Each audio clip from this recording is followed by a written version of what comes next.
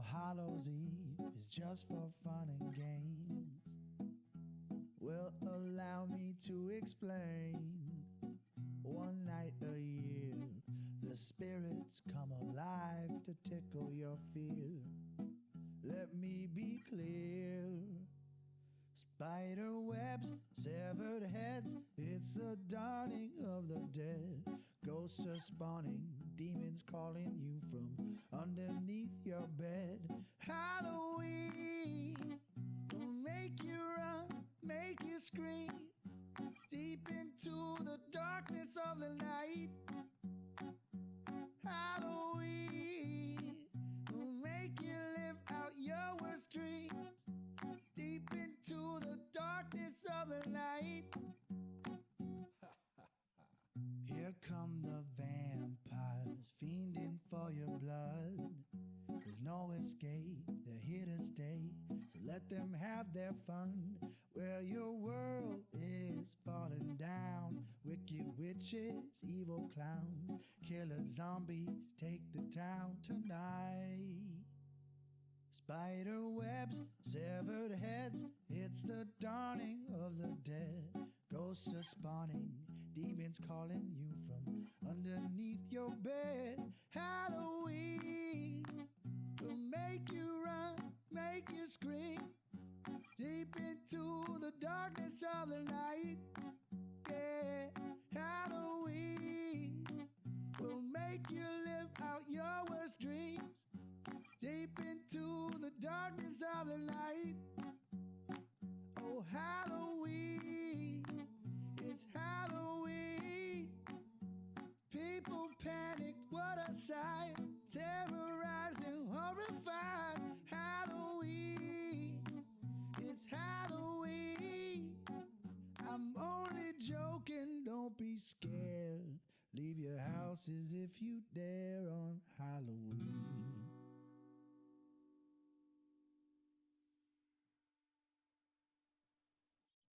Some people think All Hallows Eve is just for fun and games. Well, allow me to explain. One night a year, the spirits come alive to tickle your fear. Let me be clear. Spider webs, severed heads, it's the dawning of the dead. Ghosts are spawning, demons calling you from underneath your bed. Halloween will make you run, make you scream, deep into the darkness of the night. Halloween will make you live out your worst dreams, deep into the darkness of the night. Here come the vampires, fiending for your blood. There's no escape, they're here to stay, so let them have their fun. Well, your world is falling down. Wicked witches, evil clowns, killer zombies take the town tonight. Spider webs, severed heads, it's the dawning of the dead. Ghosts are spawning, demons calling you from underneath your bed. Halloween will make you run, make you scream, deep into the darkness of the night. Yeah, Halloween, make you live out your worst dreams, deep into the darkness of the night. Halloween, it's Halloween. People panic to the sound, terrorized and horrified. Halloween. Hello, everyone. Hello. Don't be scared. Leave your houses if you dare on Halloween. Hello. Are you guys ready to get fucking spooky today? I have just the thing. Are you guys ready? Are you guys ready for, like, I don't know, this might not be a nostalgia trip for you, but this was a fucking nostalgia trip for me. Are you ready to listen to this? Ready to listen? Hey, come here, come here, come here, come listen to this.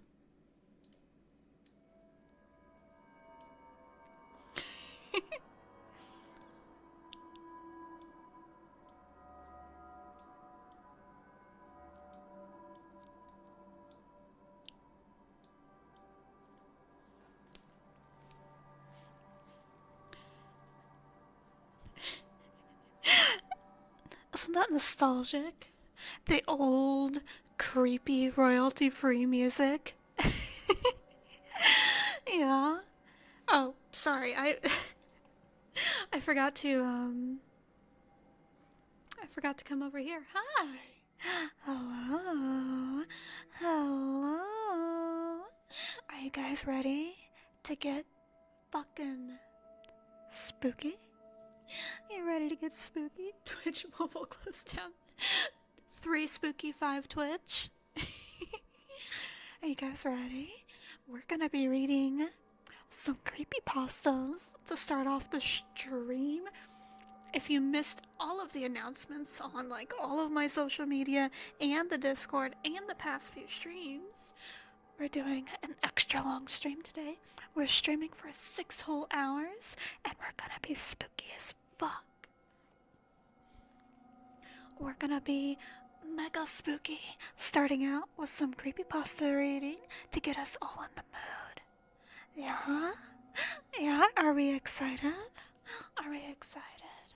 And then I have bloop, so you can say what we're reading. Are you shooketh? But hello everyone, hello. Before we get into it, here, how about I ease you into it? I ease you into the spooky stuff with a few kisses for all the people who are here on time. So you guys know the drill. You should know the drill by now. But if you would like some welcome in kisses to help, ease you into this spooky, scary season, you better type in chat right now. So I can give you a big ol' smooch right on the cheek. Yeah, that's right. We upgraded from forehead down to the cheek now. So let's start from the top of chat. Naoto was first. Jason was third. We don't have anyone who's second today. Oh, second doesn't exist. It's just a myth. But welcome in, Naoto. It's good to see you again. I missed you. And Clumsy Brutal. Feels like it's been a minute since I've seen you, Clumsy, or I'm just losing my mind. One of the two, but welcome in. Jerome 2007. McArthorn. Olivia says hi. Yeah. Dollar Menu Studio. Dante. Lux. It's always good to see you, Lux. Mino. Welcome in. And Miracle. And Underline. Bush the Dog. Hello, my friend. And Eins is spooked. Super spooked. Italian Girl. Hello, my friend. Hello, Cutie Dark TV. David. Hello, it doesn't count. You picked second too late. You can't be seconded anymore. But welcome in. Drug is bad. People arrive. Are you ready to get shooketh? Are you ready to get scared?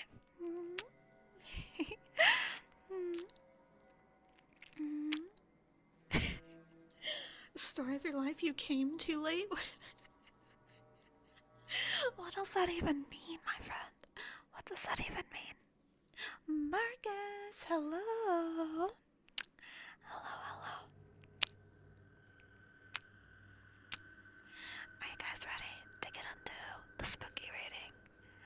So, I picked out quite a few of some of the most popular creepypastas. I think I have 1, 2, 3, 4, 5, 6. I have 7. I don't know if we'll read them all. Some of them are kind of long, but we're gonna read through most of them. And I'm gonna be whispering the entire time. That does mean I'm not really gonna be interacting with chat while we're reading the creepypastas. So feel free to lean back and get cozy and immerse yourself in the spooky time. It's spooky time. Will I hold you? Absolutely. I'll hold you really close and snuggle you into my side. Don't worry, I'll protect you. But we're starting out with the most popular, highly voted creepypasta on creepypasta.com, which is also one of my favorites. Probably not my favorite, but one of my favorites. It's called Psychosis from 2010. Are you guys ready?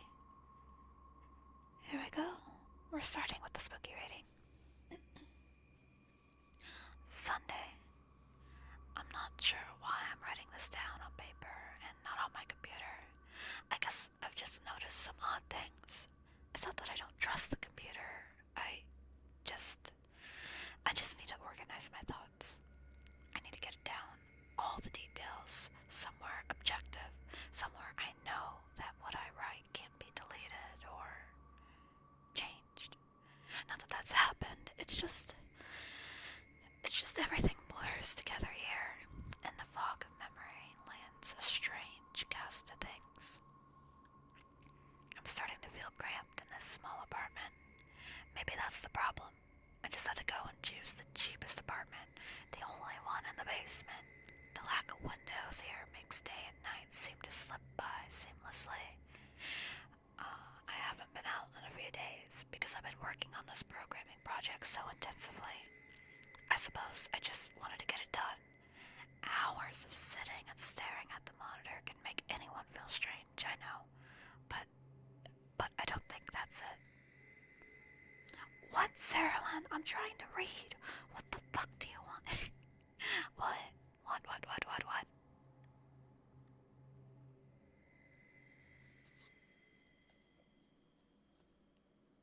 I didn't read them. You're right, I'm sorry. I'll read advertisements next.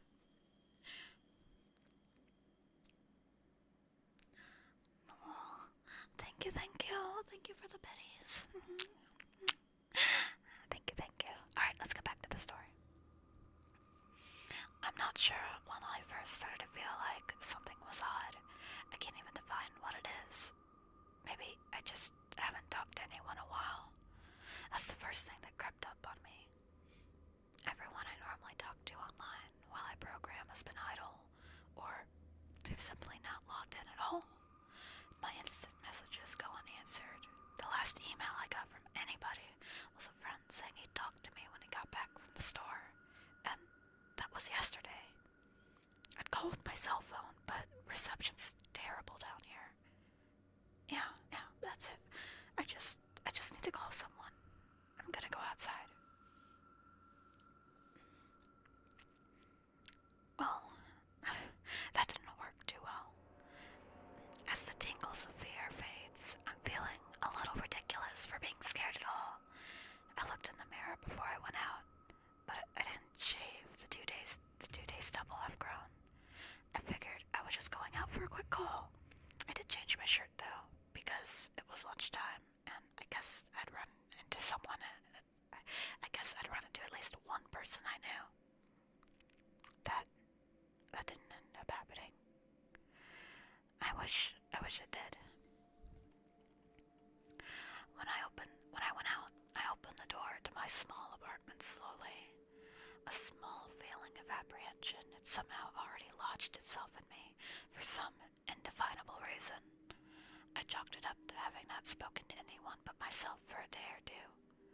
I peered down at the dingy gray hallway, made dingier by the fact that it was in a basement hallway. On one end, a large metal door led to the building's furnace room. It was locked, of course. 2 dreary soda machines stood by it. I bought a soda from the first day I moved in, but it had a 2-year-old expiration date. I'm fairly sure nobody knows those machines are even down here, or my cheap landlady just doesn't care to get them restocked. I closed my door softly and walked in the other direction, taking care not to make a sound.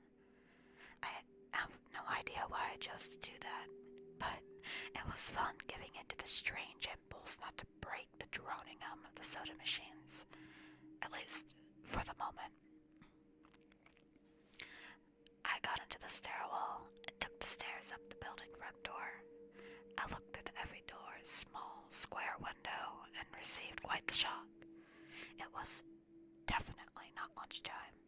City gloom hung over the dark street outside, and the traffic lights at the intersection in the distance blinked yellow. Dim clouds, purple and black from the glow of the city, hung overhead. Nothing moved, save for a few sidewalk trees that shifted in the wind. I remember shivering, though I wasn't cold. Maybe it was the wind outside. I could vaguely hear it through the heavy metal door, and I knew it was the kind of unique late-night wind, the kind that was constant, cold and quiet, save for the rhythmic music it made as it passed through the countless unseen trees. I decided not to go outside. Instead, I lifted my cell phone to the door's little window and checked the signal meter. The bars filled up the meter, and I smiled. Damn to hear someone else's voice, I remember thinking, relieved. It was such a strange thing, to be afraid of nothing. I shook my head, laughing at myself silently. I had speed dial from my best friend, Amy's number, and held the phone up to my ear. It rang once, but stopped. Nothing happened. I listened to silence for a good 20 seconds, then hung up. I frowned and looked at the signal meter again, still full. I went to dial her number again, but then my phone rang in my hand, startling me. I put it up to my ear. Hello? I asked, immediately fighting down a small shock at hearing the first spoken voice in days, even if it was my own. I'd gotten used to the drone hum of the building's inner workings, my computer, and the soda machines in the hallway. There was no response to my greeting at first, but then, finally, a voice came. Hey, said a clear male voice, obviously of college age, like me. Who's this? John, I replied, confused. Oh, sorry, wrong number, he replied, and then hung up. I lowered my phone slowly and leaned against the thick brick wall of the stairwell. That was strange. I looked at my received call list, but the number was unfamiliar. Before I could think on it further, the phone rang loudly, shocking me yet again. This time, I looked at the caller before I answered. It was another unfamiliar number. This time, I held the phone up to my ear, but said nothing. I heard nothing but the general background noise of a phone. Then, a familiar voice broke my tension. John? Was the single word in Amy's voice. I breathed a sigh of relief. Hey, it's you, I replied. Who else would it be? She responded. Oh, the number. I'm at a party on 7th Street, and my phone died just as you called me. This is someone else's phone, obviously. Oh, okay, I said. Where are you? She asked. My eyes glanced over the drab, whitewashed cylinder block walls and the heavy metal door with its small window. I'm at my building, I sighed. Just feeling cooped up. I didn't realize it was so late. You should come over here, she said, laughing. Nah, I don't feel like looking for some strange place by myself in the middle of the night, I said, looking out the window at the silent, windy street that secretly scared me just a tiny bit. I think I'm gonna keep working or go to bed. Nonsense, she replied. I can come get you. Your building is close to 7th Street, right? How drunk are you? I asked lightheartedly. You know where I live. Oh, of course, she said abruptly. I guess I can't get there by walking, huh? You could, if you wanted to wait half an hour. Right. Okay, I have to go. Good luck with your work. I lowered the phone once more, looking at the numbers flash as my call ended. Then the droning silence. silence suddenly reasserted itself in my ears. The two strange calls and the eerie street outside just drove home my aloneness in this empty stairwell. Perhaps from having seen too many scary movies, I had the sudden, inexplicable idea that something could look in the door's window and see me. Some sort of horrible entity that hovered at the edge of aloneness, just waiting to creep up on unsuspecting people that strayed too far from other human beings. I knew the fear was irrational, but nobody else was around, so I jumped down the stairs, ran down the hallway to my room, and closed the door as swiftly as I could while still staying silent. That said, I feel a little ridiculous for being scared of nothing, and the fear has already faded. Writing this down helps a lot. It makes me realize that nothing is wrong. It filters out the half-formed thoughts and fears and leaves only cold, hard facts. It's late. I got a call from a wrong number, and Amy's phone died, so she called me back from another number. Nothing strange is happening. Still, there was something a little off about that conversation. I know it could have just been the alcohol she'd had, or was it even her that seemed off to me? Or was it... Yeah, that's it. That was it. I didn't realize this until the moment I was writing this down. I knew writing things down would help. She said she was at a party, but I only heard silence in the background. Of course, that doesn't mean anything in particular, as she could have just gone outside to make the call. No, that couldn't be it either. I didn't hear the wind. I need to see if the wind is still blowing. Monday. I forgot to finish writing last night. I'm not sure what I expected to see when I ran up the stairwell and looked out the heavy metal door's window. I'm feeling ridiculous. Last night's fear seems hazy and unreasonable to me now. I can't wait to go out into the sunlight. I'm going to check my email, shave, shower, and finally get out of here. Wait, I think I just heard something. It was thunder. The whole sunlight and fresh air thing didn't happen. I went out to the stairwell and up the stairs, only to find disappointment. The heavy metal door's little window showed only flowing water as torrential rain slammed against it. Only a very dim, gloomy light filtered through the rain. But at least I knew it was daytime, even if it was gray, sickly, wet day. I tried to look out the window and waiting for lightning to illuminate the gloom, but the rain was too heavy, and I couldn't make anything more than a vague, weird shapes moving at odd angles and waves washing down the window. Disappointed, I turned around, but I didn't want to go back to my room. Instead, I wandered further up the stairs, past the first floor and the second. The stairs ended at the third floor, the highest floor in the building. I looked through the glass that ran up the outer wall of the stairwell, but it was warped, thick kind that scatters light. Not that there was much to see through the rain to begin with. I opened the stairwell door and wandered down the hallway. The 10 or so thick wooden doors painted blue a long, long time ago were all closed. I listened as I walked, but it was the middle of the day, so I wasn't surprised that I heard nothing but rain outside.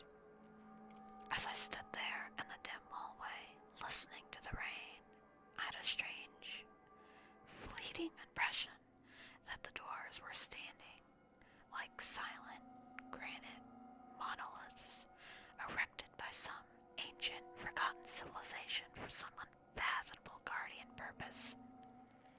Lightning flashed, and I could have sworn that, for just that moment, the old grainy blue wood looked just like rough stone.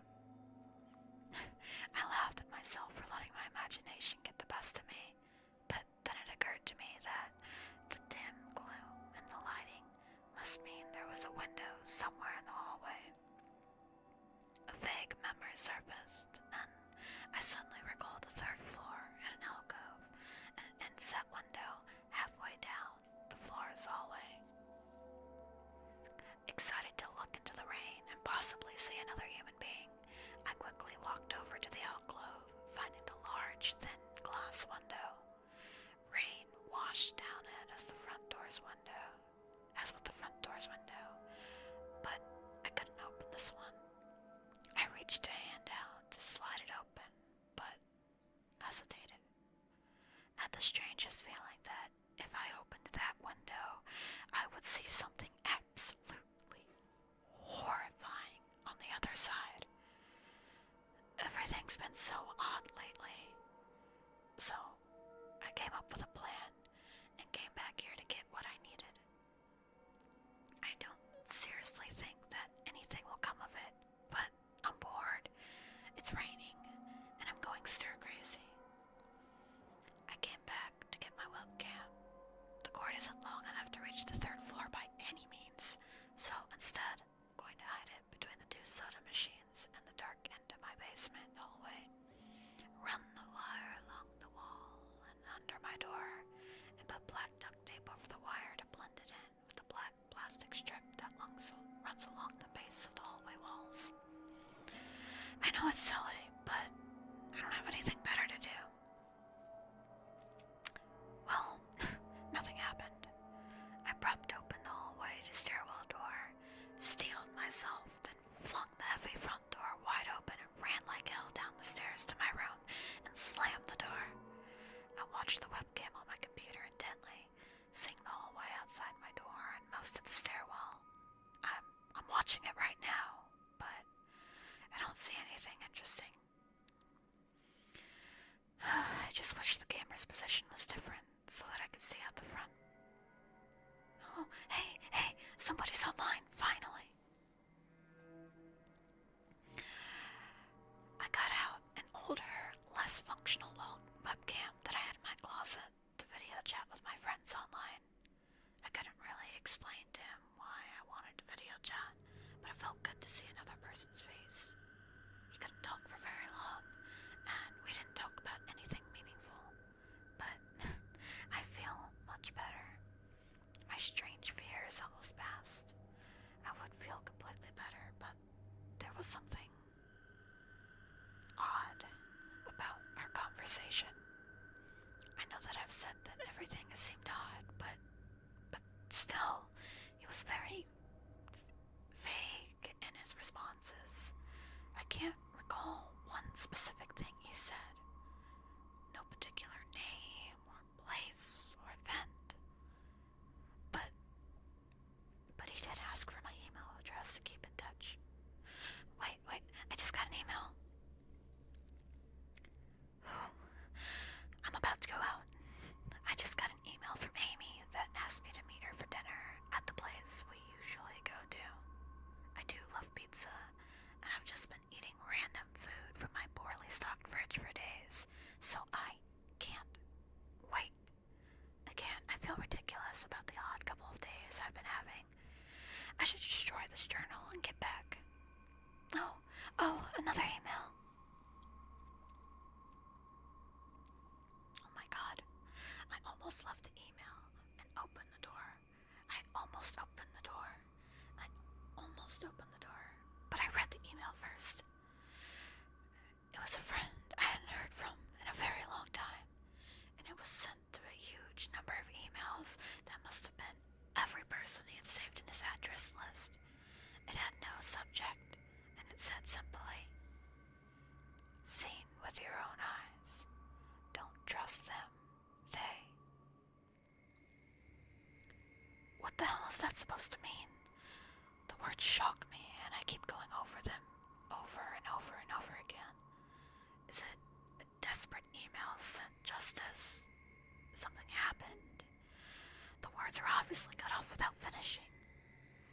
On any other day, I would have dismissed this as spam from a computer virus or something, but the words, "Seen with your own eyes." I can't help but read over this journal and think back on the last few days and realize that I haven't seen another person with my own eyes or talked to another person face to face. The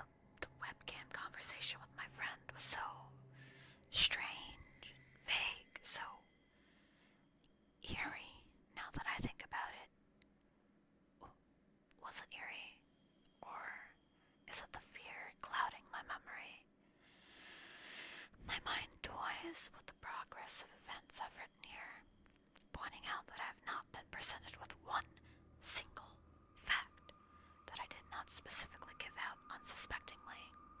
The random wrong number that got my name, and then the subsequent strange return call from Amy, the friend that asked me for my email address. I messaged him first when I saw him online, and then I got my first email a few minutes after that conversation. My God. The phone call with Amy. I said it over the phone. I said that I was within half an hour's walk of 7th Street. They know I'm near there. What if they're trying to find me? Where is everyone else? Why haven't I seen or heard someone else in days? No. This is crazy. It's absolutely crazy.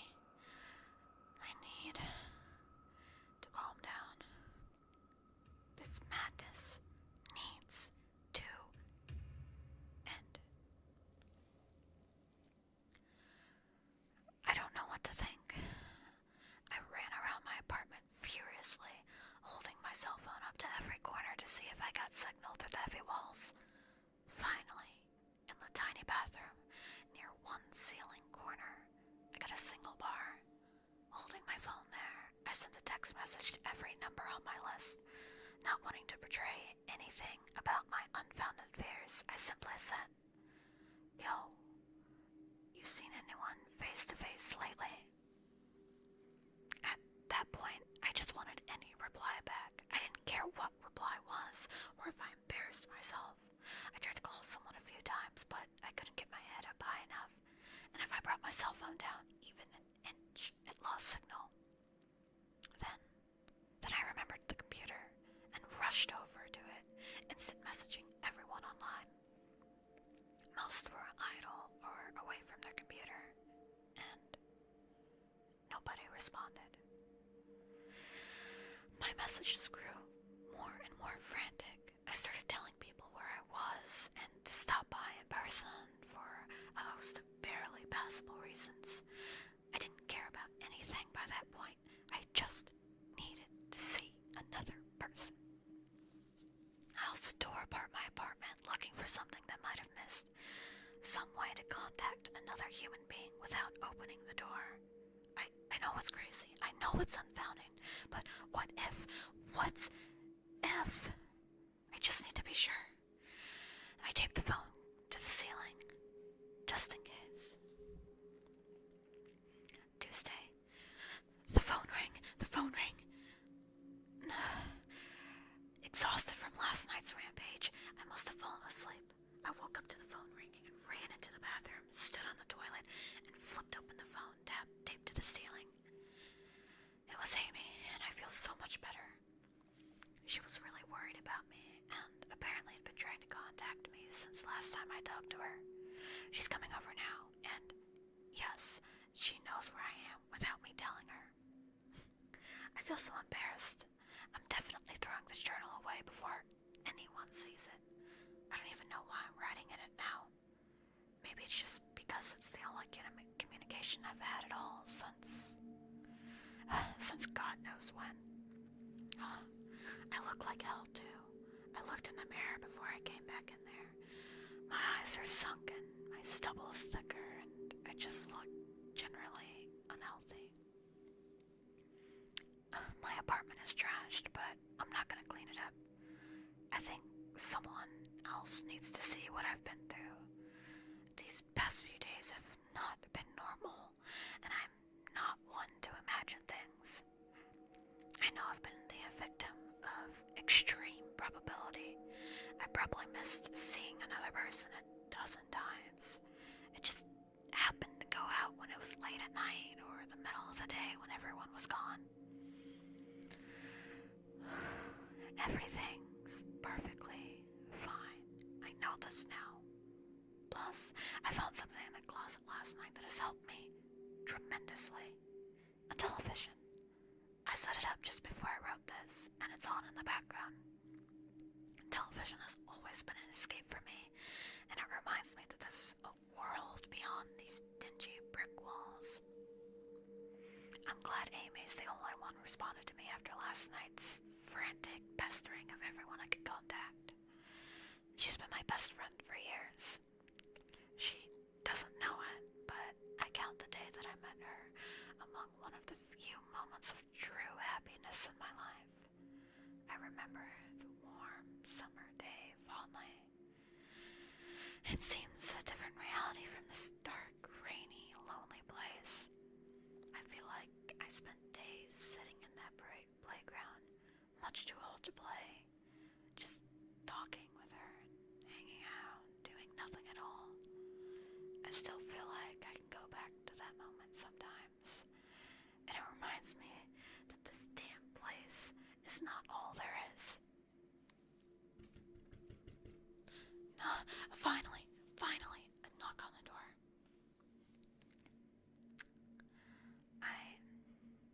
I thought it was odd that I couldn't see her through the camera I had between the two soda machines.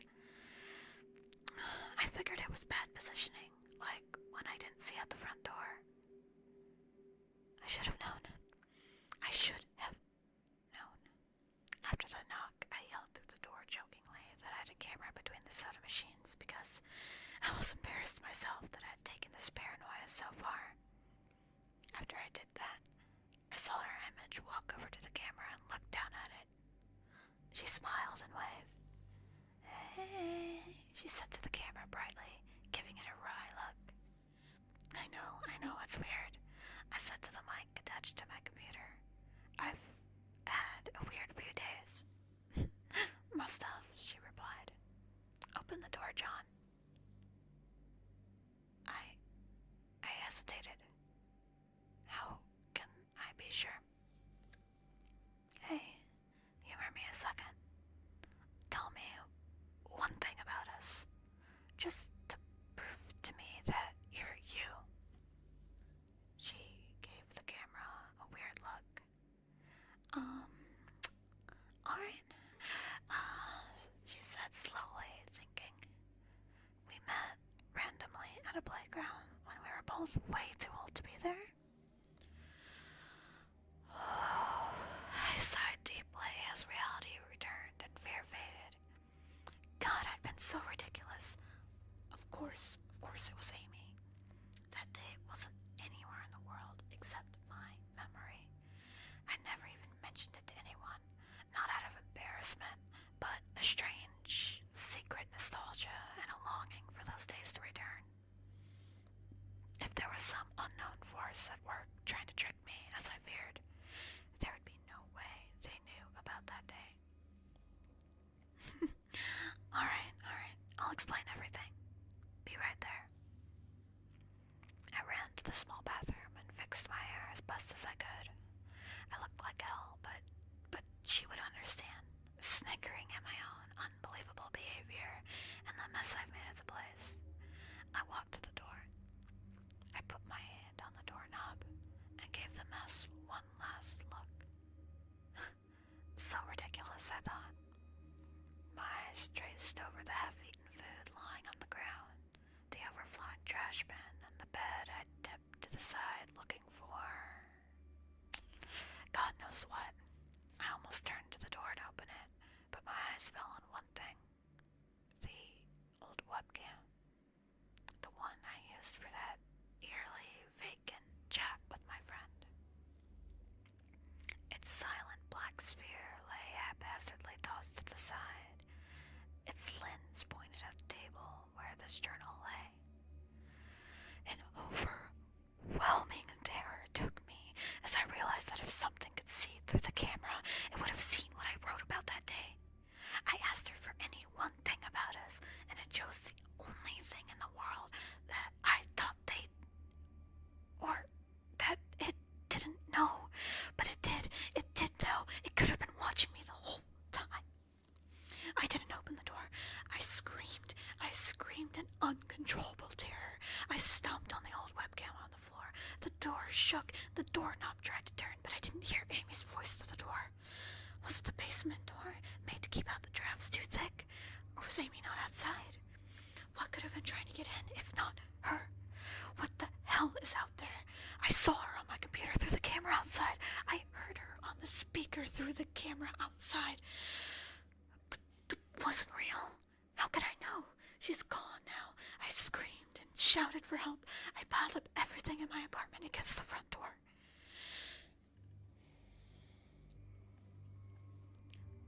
Friday.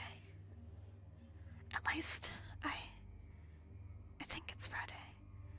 I broke everything electronic. I smashed my computer to pieces. Every single thing on there could have been accessed to the could have been accessed by network access, or worse, altered. I'm a programmer. I know. Every little piece of information I gave out since this started, my name, my email, my location, none of it came back from outside until I gave it out. I've been going over and over what I wrote. I've been pacing back and forth, alternating between stark terror and overpowering disbelief. Sometimes I'm absolutely certain some phantom entity is dead set on the simple goal of getting me to go outside. Back to the beginning with the phone call from Amy. She was effectively asking me to open the door and go outside. I keep running through it in my head. One point of view says I've acted like a madman, and all of this extreme convergence of probability, never going outside at the right times by pure luck, never seeing another person by pure chance, getting a random nonsense email from some computer virus at just the right time. The other point of view says that the extreme convergence of probability is the reason that whatever's out there right now hasn't gotten me already. I keep thinking, I never opened the window on the third floor. I never opened the front door until that incredibly stupid stunt with the hidden camera, after which I ran straight into my room and slammed the door. I haven't opened my own solid door since I flung open at the front door of the building. Whatever's out there, if anything's out there, never made an appearance in the building before I opened the front door. Maybe the reason it wasn't in the building already was that it had somewhere else it was getting everyone else, and then it waited until I betrayed my existence by trying to call Amy, a call which didn't work until it called me and asked my name. Terror literally overwhelms me every time I try to fit the pieces of this nightmare together. That email, short and cut off, wasn't from someone trying to get word out. Some friendly voice desperately trying to warn me before it came. Seen with my own eyes. Don't trust them. Exactly what I've been suspicious of.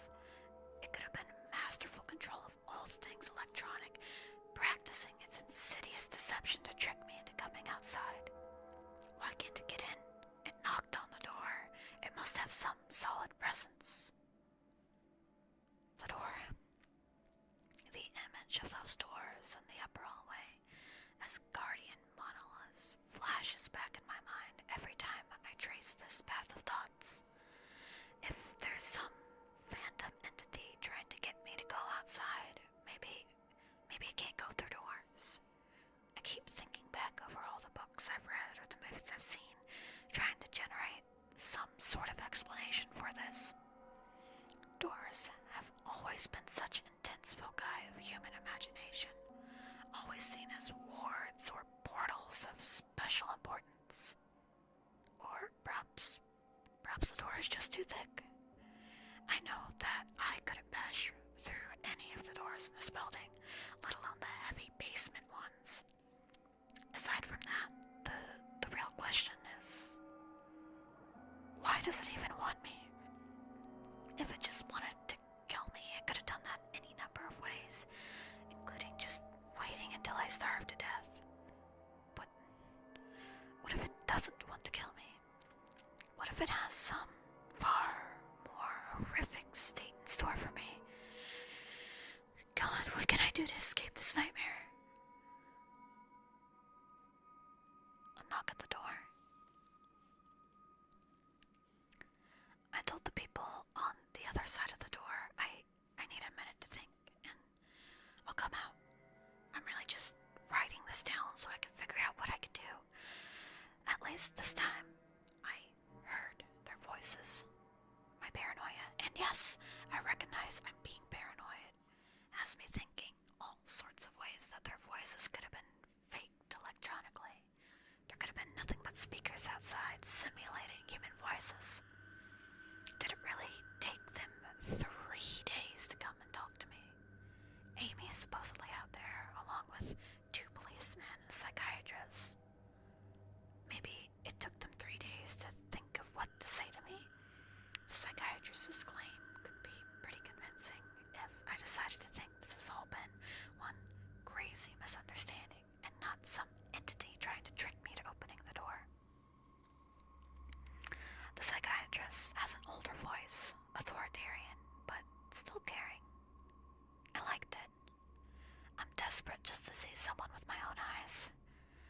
He said I have something called cyberpsychosis, and I'm just one of a nationwide epidemic of thousands of people having breakdowns triggered by a suggestive email that got through somehow.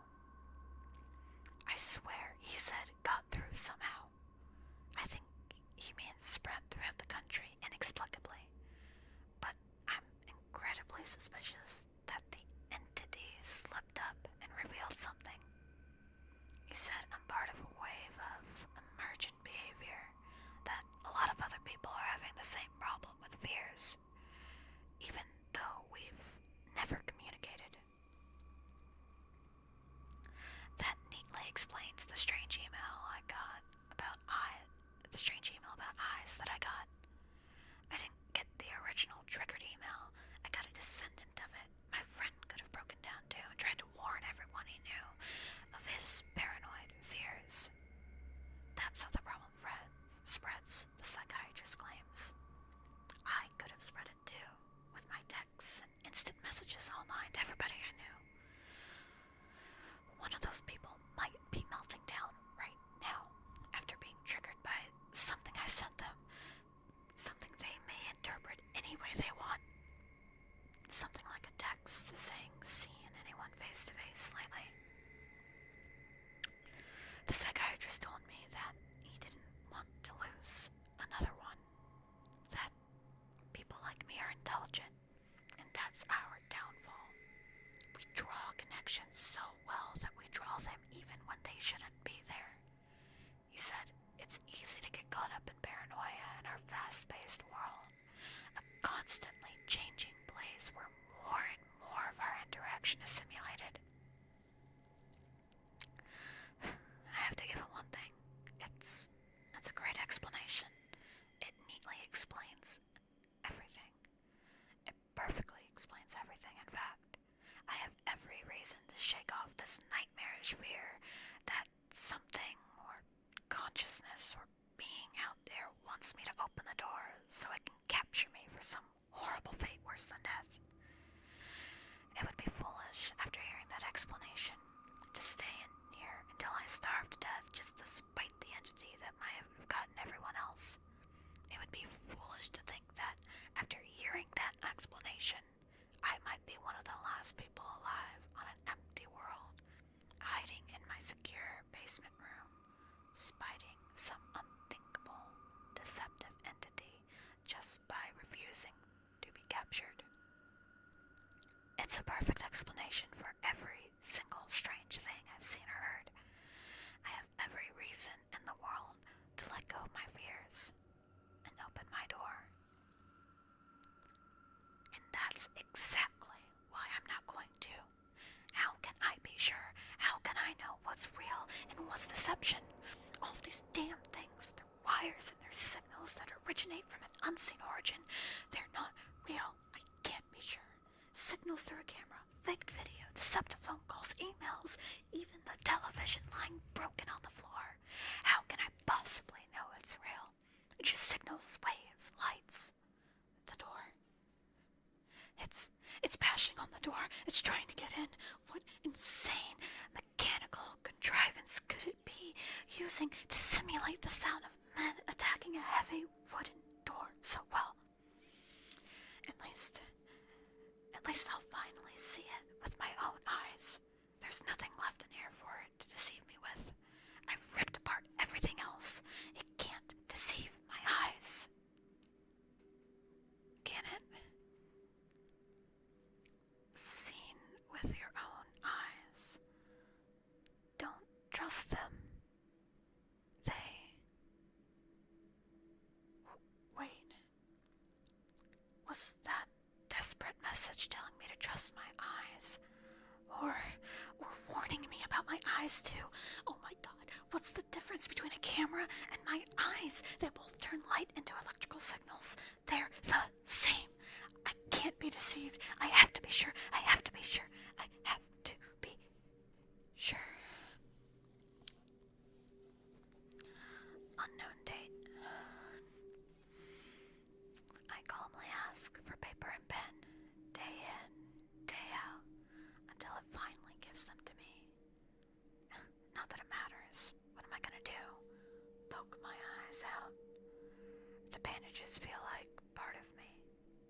The pain is gone. I figured this will be one of my last chances to write legibly, as without my sight to correct mistakes, my hands will slowly forget the motions involved. This is a sort of self-indulgence in this writing. It's a relic of another time, because I'm certain everyone left in this world is dead, or something far worse.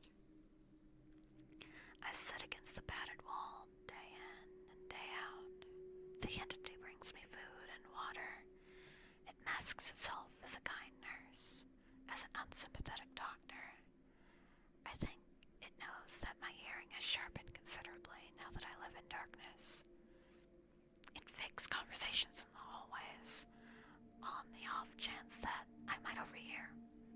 One of the nurses talks about having a baby soon. One of the doctors lost his wife in a car accident. None of it matters. None of it is real. None of it gets to me. Not like she does. That's the worst part. The part I almost can't handle. The thing comes to me, masquerading as Amy. The recreation is perfect. It sounds exactly like Amy, feels exactly like her. It even produces a reasonable facsimile of tears that it makes me feel on its lifelike cheeks. When it first dragged me in here, it told me all of the things I wanted to hear. It told me that she loved me, that she had always loved me, that it didn't understand why I did this, that we could still have a life together, if only I would stop insisting that I was being deceived. It wanted me to believe. No, it needed me to believe that she was real. I almost fell for it. I really did. I doubted myself for the longest time. In the end, though, it was just too perfect, too flawless, and too real. The false Amy used to come to me every day, and every week, and finally stopped coming altogether. But I don't think the entity will give up. I think the waiting game is just another one of its gambits. I will resist it for the rest of my life if I have to. I don't know what happened to the rest of the world, but I know that this thing needs me to fall for its deceptions. If it needs that, then maybe, just maybe, I am a thorn in its agenda. Maybe Amy is still alive out there, kept alive only by my will to resist the deceiver. I hold on to that hope, rocking back and forth in my soul to pass the time. I will never give in. I will never break. I am a hero. The doctor read the paper the patient had scribbled on. It was barely readable, written in the shaky script of one who cannot see. He wanted to smile at the man's steadfast resolve, a reminder of the human will to survive. But he knew the patient was completely delusional. After all, a sane man would have fallen for the deception a long time ago. The doctor wanted to smile. He wanted to whisper words of encouragement to the delusional man. He wanted to scream, but the nerve filaments wrapped around his head and into his eyes made him do otherwise. His body walked into the cell like a puppet and told the patient once more that he was wrong and that nobody was trying to deceive him. What do you think, Chad? Are you shooketh? Are you shooketh by the psychological horror? It's a classic. I love this one.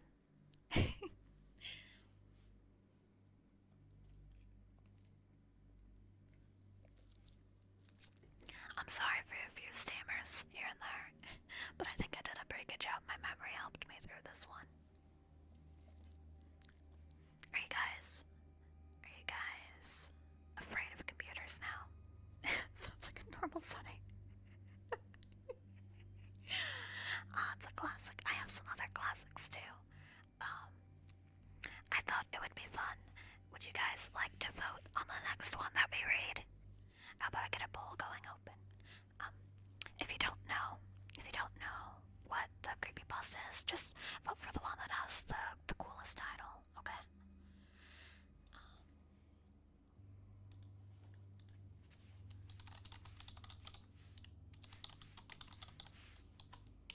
We have the Russian sleep experiment. We have Jeff the Killer, classic, and Smile Dog. I'll let you guys pick between these three. So was the guy just imagining it all? The last couple paragraphs imply that he was not imagining it all. But welcome in, Whale, welcome in, and welcome in, Cooked Biscuits. I'm sorry I didn't acknowledge you guys sooner. We're focused on the reading times, but I really appreciate you guys coming in.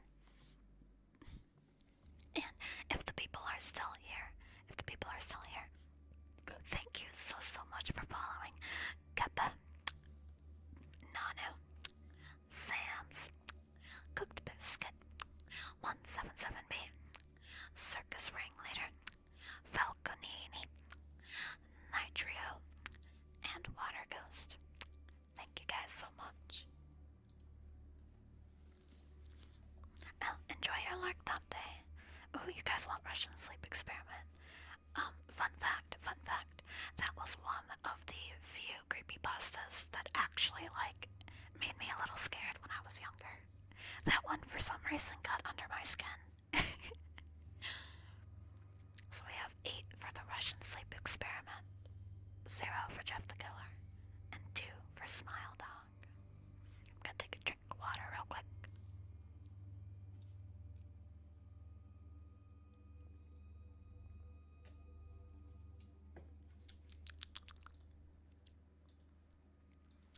All of those. And let me know if the ambient sound is too loud or too quiet or anything like that. It's quiet right now because it's cycling through. I have it pretty quiet in my headphones. Is Smile Dog related? Yes, 100% totally. Alright, it looks like you guys would like to listen to the Russian sleep experiment.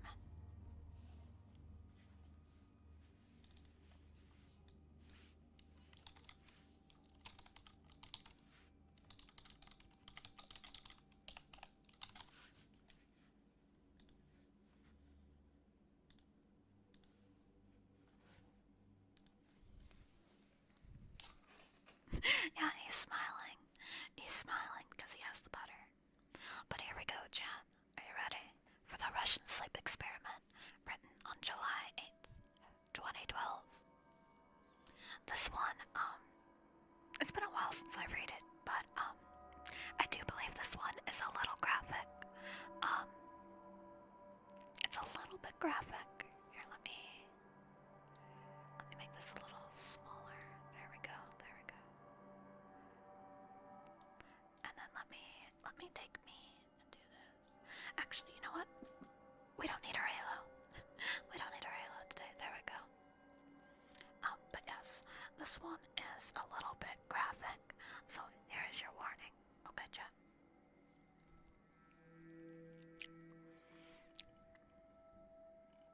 This one's also a bit shorter. A little bit shorter. Alright.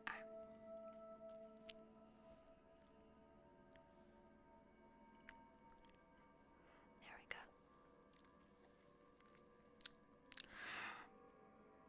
Russian researchers in the late 1940s kept 5 people awake for 15 days using experimental gas-based stimulant.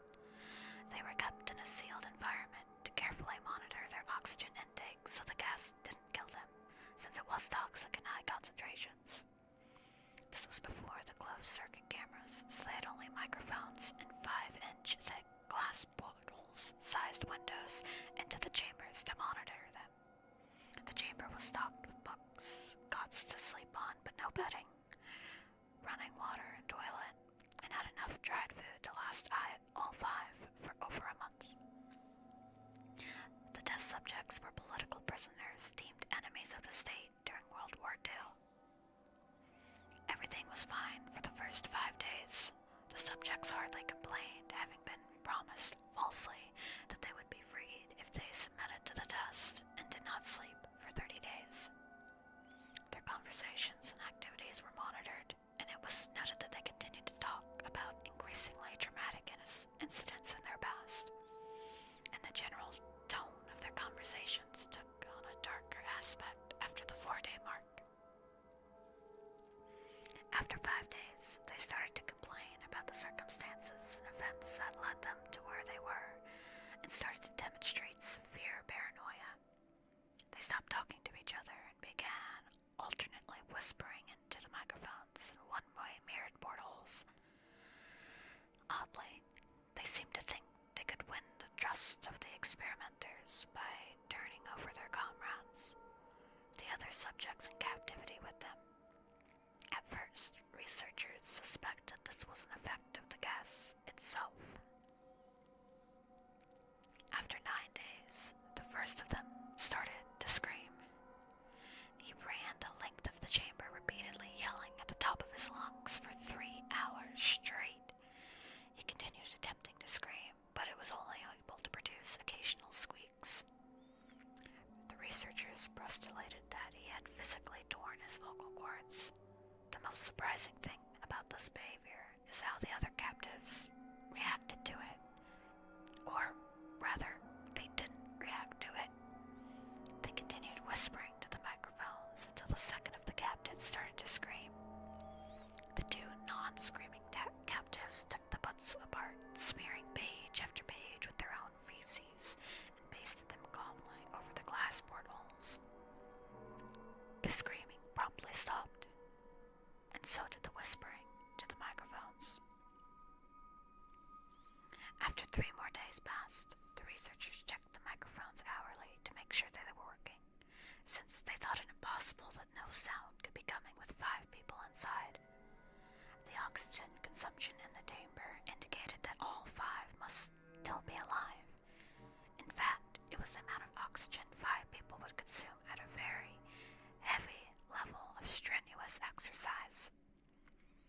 On the morning of the 14th day, the researchers did something they said they would not do to get a reaction for the captives. They used the intercom inside the chamber, hoping to provoke any response from the captives they were afraid were either dead or vegetables. They announced, "We are opening the chamber to test the microphones. Step away from the door and lie flat on the floor, or you will be shot. Compliance will earn one of you your immediate freedom." To their surprise, they heard a single phrase in a calm voice response: "We no longer want to be freed." Debate broke out among the researchers, and the forces funding the research. Unable to provoke any more responses using the intercom, it was finally decided to open the chamber at midnight on the 15th day. The chamber was flushed of the stimulant gas and filled with fresh air, and immediately the voices in the microphones began to object. 3 different voices began begging, as if pleading for the life of loved ones, to turn the gas back on. The chamber was open and soldiers sent in to retrieve the test subjects. They began to scream louder than ever, and so did the soldiers when they saw what was inside. 4 of the 5 subjects were still alive, although no one could rightly be called the state that they were in life.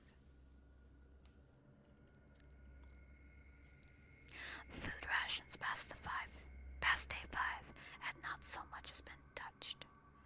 There were chunks of meat from the dead test subjects' thighs and chests stuffed into the drain in the center of the chamber, blocking the drain and allowing 4 inches of water to accumulate on the floor. Precisely how much of the water on the floor was actually blood was never determined. All 4 surviving test subjects also had a large portion of muscle and skin torn away from their bodies. The destruction of flesh and exposed bone on their fingertips indicated that the wounds were inflicted by hand, not with teeth, as the researchers initially thought. Closer examination of the position and angles of the wounds indicated that most, if not all of them, were self-inflicted. The abdominal organs below the ribcage of all 4 test subjects had been removed, while the heart, lung, and diaphragm remained in place. The skin and most of the muscle attached to the ribs had been ripped off, exposing the lungs through the ribcage. All the blood vessels and organs remained intact. They'd just been taken out and laid on the floor, fanning out around the eviscerated but still living bodies of the subjects. The digestive tracts of all 4 could be seen working, digesting food. It quickly became apparent that they were digesting their own flesh that they had ripped off and eaten over the course of the days. Most of the soldiers were Russian special operatives at the facility, but still many refused to return to the chamber to remove the test subjects. They continued to scream to be left in the chamber and alternately begged and demanded that the gas be turned back on, lest they fall asleep. To everyone's surprise, the test subjects put up a fierce fight in the process of being removed from the chamber. One of the Russian soldiers died from having his throat ripped out. Another was gravely injured by having his testicles ripped off and an artery in his leg severed by one of the subject's teeth. Another 5 of the soldiers lost their lives, if you count the ones that committed suicide in the weeks following the incident.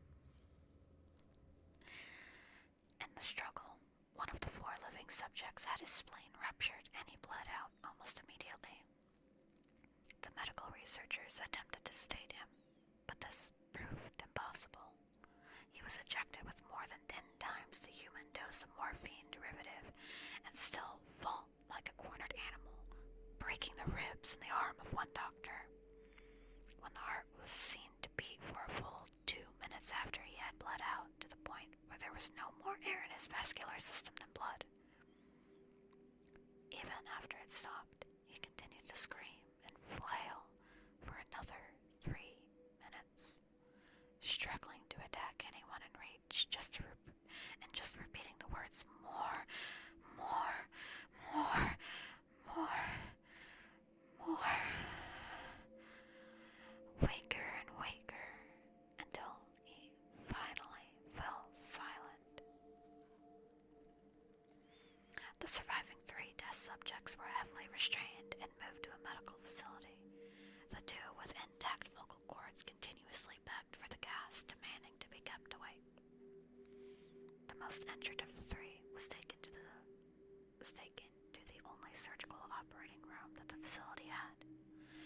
In the process of preparing the subjects to have his organs placed back within his body, It was found that he was effectively immune to the sedative they had given him to prepare him for surgery.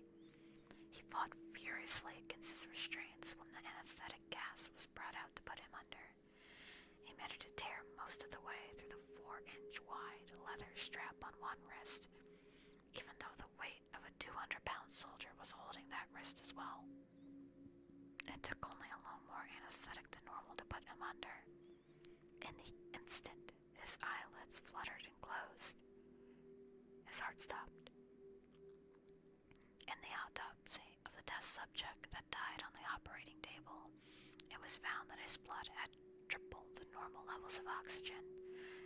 His muscles that were still attached to his skeleton were badly torn, and he had broken 9 bones in his struggle not to be subdued. Most of them were from the force of his own muscles that exerted on them. The second survivor had been the first of the group of the 5 to start screaming. His vocal cords destroyed, and he was unable to beg or object to surgery. He only reacted by shaking his head violently in disapproval when the anesthetic gas was brought near him. He shook his head yes when someone suggested, reluctantly, that they try surgery without the anesthetic, and did not react for the entire 6-hour procedure of replacing his abdominal organs and attempting to cover them with what remained of his skin. The surgeon presiding stated repeatedly that it should be medically possible for the patient to still be alive. One terrified nurse assisting the surgery stated that she had never seen the patient's mouth curl several times whenever his eyes met hers. When the surgery ended, the subject looked at the surgeon and began to wheeze loudly, attempting to talk while struggling. Assuming this must be something of drastic importance, the surgeon had a pen and pad fetched so the patient could write his message. It was simple. Keep cutting. The other 2 test subjects were given the same surgery, both without anesthetic as well, although they had to be injected with a paralytic for the duration of the operation. The surgeon found it impossible to perform the operation while the patients laughed continuously. Once paralyzed, the subjects could only follow the intending researchers with their eyes. The paralytic cleared their system in an abnormally short period of time, and they were soon trying to escape their bonds. The moment they could speak again, they were asking for the stimulant gas. The researchers tried asking why they had injured themselves, why they had ripped out their own guts, and why they wanted to be given the gas again. Only one response was given. I must remain awake. All 3 subjects' restraints were reinforced, and they were placed back into the chambers, awaiting determination as to what should be done with them. The researchers, facing the wrath of their military benefactors for having failed the stated goals of their projects, considered euthanizing the surviving subject. The commanding officer, a former KGB agent, and Stansel potential, and wanted to see what would happen if they were put back on the gas. The researchers strongly objected, but it was overruled. In preparation for being sealed in the chamber again, the subjects were connected to an EEG monitor and had their restraints padded for long-term confinement. To everyone's surprise, all 3 stopped struggling the moment it was let slip they were going to be put back on the gas. It was obvious at that point all 3 were putting up great struggle to stay awake. One of the subjects that could speak was humming loudly and continuously. The mute subject was straining his legs against the leather bonds with all of his might. First left, then right, then left, then right, then left, then right. Just to focus on it. The remaining subject was holding his head off his pillow and blinking rapidly. Having been the first to wire for EEG, most of the researchers were monitoring his brainwaves in surprise. They were normal most of the time, but sometimes flatline inexplicably. It looked as if he were repeatedly suffering from brain death before returning to normal. As they focused on paper scrolling out the brainwave monitors, only the nurse saw his eyes slip shut at the same time his head hit the pillow. His brainwaves immediately changed to that of a deep sleep, then flatlined for the last time as his heart simultaneously stopped. The only remaining subjects that could speak started screaming to be sealed in now. His brainwaves showed that the same flatlines as the one who had just died from falling asleep. The commanding officer gave the orders to seal the chambers with both subjects inside, as well as the 3 researchers. One of the named 3 immediately drew his gun and shot the commander point blank between the eyes, and then turned the gun on the mute subject and blew his brains out as well. He pointed the gun at the remaining subject, still restrained to a bed, as the remaining members of the medical and research team fled the room. "I won't be locked in here with these things, not with you," he screamed at the man at the table. "What are you? I must know." The subject smiled. "Have you forgotten so easily? We are you. We are the madness that lurks within you, begging to be free at every moment in your deepest animal minds. We are what you hide from in your beds every night. We are what you sedate into silence and paralyze when you go into nocturnal haven, where we cannot tread." The researcher paused, then aimed at the subject's heart and fired. The EEG flatlined as the subject weakly croaked out. "So nearly free."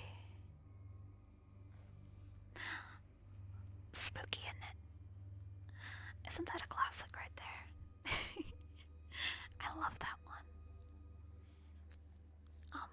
Everything below is just like Wikipedia type stuff. But yeah, that was one of the few creepypastas that actually got me spooked before, when I was little. I think it's because it was the first gory one that I ever read. So it hit me. I was like, oh, people are writing this shit. What the fuck?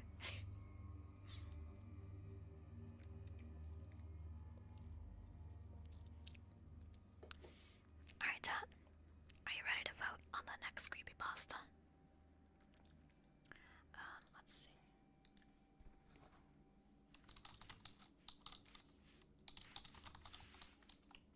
So we have Smile Dog. We have The Rake. And we have Ticky Toby, a classic for all emo kids. And while you guys vote, welcome to chat. Pesonoro? I hope I said your name right. Yeah, it's the soft, sweet sound of my voice contradict the spookiness. I hope you're having a great time. And if you guys are still here, thank you so much for the follows. Kuwain, Wolfborn, Very Cozy Cody, 13753568660, Marin Moon, Cass, and Dandy Shark. I love your name, Dandy Shark. That's very fun. Oh, you guys want Smile Dog now? That's a classic. Even if you've never heard Smile Dog, you've absolutely seen Smile Dog. Let me grab an image of it.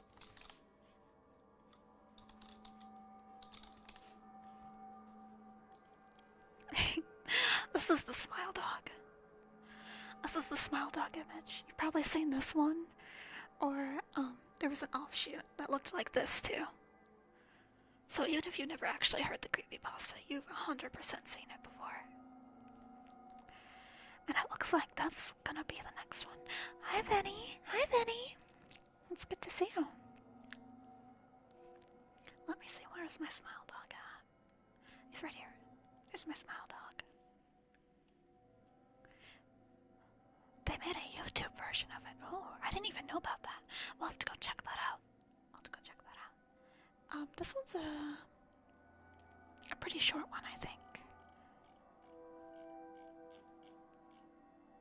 Yeah, this one's pretty short.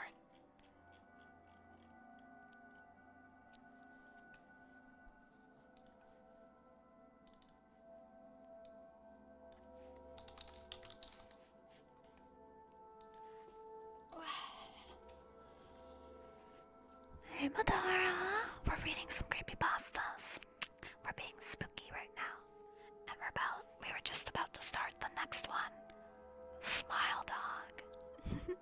You ready to get scared? You ready to get snuggled up on the couch? Now? I see that people stare. Let me take a drink real quick and then we'll get into the next creepypasta.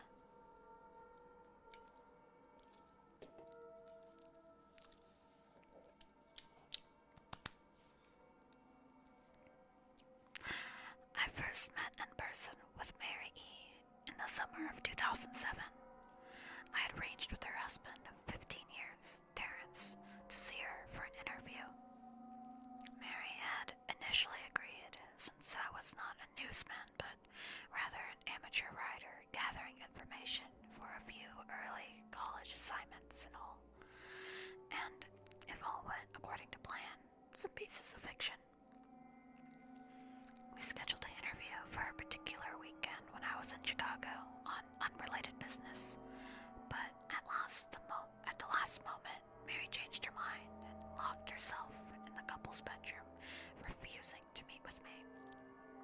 For half an hour, I sat with Terrence as we camped outside the bedroom door. I listened and took notes while he attempted fruitlessly to calm his wife. The things Mary said made little sense, but fit with the pattern I was expecting. Though I could not see her, I could tell from her voice that she was crying, and more often than not, her objections to speaking with me centered around an incoherent diatribe on her dreams, her nightmares. Terrence apologized profusely when we ceased the exercise, and I did my best to take it in stride. Recall that I wasn't a reporter in search of some story, but merely a curious young man in search of information. Besides, I thought at the time I could perhaps find another similar case if I put my mind and resources to it. Mary E. was the PSYOP for a small Chicago-based bulletin board system in 1992.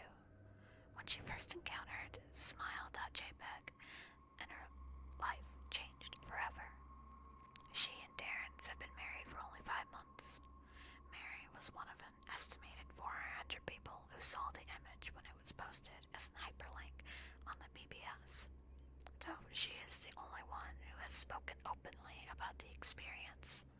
The rest have remained anonymous, or perhaps are dead. In 2005, when I was only in the 10th grade, Smile.jpg was the first brought to my attention by my burgeoning interest in web-based phenomena. Mary was most often cited the victim of what was sometimes referred to as Smile.dog.